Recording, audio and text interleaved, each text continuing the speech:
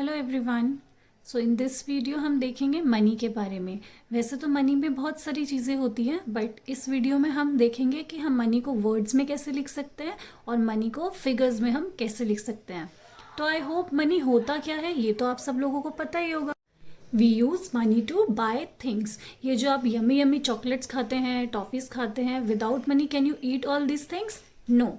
तो इसलिए मनी के बारे में तो आपको पता ही होना चाहिए, राइट? तो हम देखते हैं मनी को हम वर्ड में और फिगर में कैसे लिखते हैं। तो सबसे पहले हम देख रहे हैं अमाउंट इन फिगर्स। तो हम कौन सी कंट्री में रहते हैं? इंडिया। तो इंडिया में जो मनी है, इंडिया की जो करेंसी है, वो होती है कॉम्बिनेशन ऑफ रुपीज़ एंड पैसा। तो फर्स्ट एग्जाम्पल में लिखा है 25 रुपीज़ एंड 4 पैसे। तो आप इसको फिगर्स में कैसे लिखेंगे? तो यहाँ पे रुपीज़ जो लिखा है इसका सिंबल क्या होता है, कैसे लिए हम लिखते हैं? ऐसे। तो सबसे पहले हमने रुपीज़ को लिख दिया। कितने रुपीज़ हैं यहाँ पे? 25। तो हमने लिख दिया 25। अब इस एंड के जगह पे हम क्या लगाएंगे? एक डॉट। और उसके बाद कितने पैसे हैं यहाँ पे? 4 पैसे। तो हम इसको लिख देंगे 04। तो 25 रुपीज़ एंड 4 पैसे, हम इसको कैसे लिखेंगे? रुपीज़ का सिंबल, देन 25 एंड की जगह पे डॉट एंड 4 पैसे। 4 पैसे को हमने कैसे लिखा है? 4 हमारा सिंगल डिजिट है, इसलिए हमने पहले 0 लिखा है और उसके बाद 4 लिखा है। सो नेक्स्ट एग्जाम्पल में लिखा है ₹79 एंड 35 पैसे। ये आपको ऐसे भी लिखा हो सकता है और ऐसे भी लिखा हो सकता है, ठीक है? तो पर हमको लिखना सबसे पहले रुपीज़ ही है, तो रुपीज़ की जगह पे हम सिंबल लगा देंगे इस रुपीज़ का ऐसे। कितने रुपीज़ हैं यहाँ पे? 79। तो हमने लिख दिया 79। अब यहाँ एंड है, तो एंड की जगह पे एक डॉट और उसके बाद कितने पैसे लिखे हैं यहाँ पे? 35।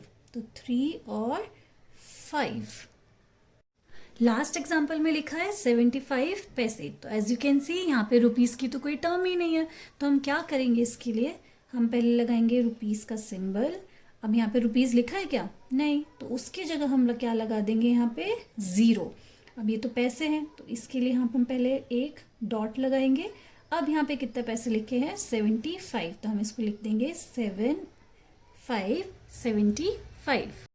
बस आपको याद रखना है, जब भी आपके पास सिंगल डिजिट का पैसे होते हैं तो हम उसको कैसे लिखते हैं? 04, 03, 05, 09 ऐसे। अब हमको देखना है अमाउंट इन वर्ड्स। तो ये भी बहुत इजी है, इसको भी हमें एग्जाम्पल के साथ देखते हैं।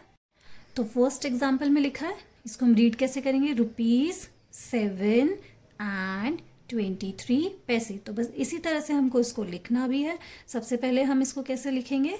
7 रुपीज़। अब इस डॉट की जगह पे क्या लिखेंगे? एंड ये कितना है? 23। तो हमने इसको लिख दिया 23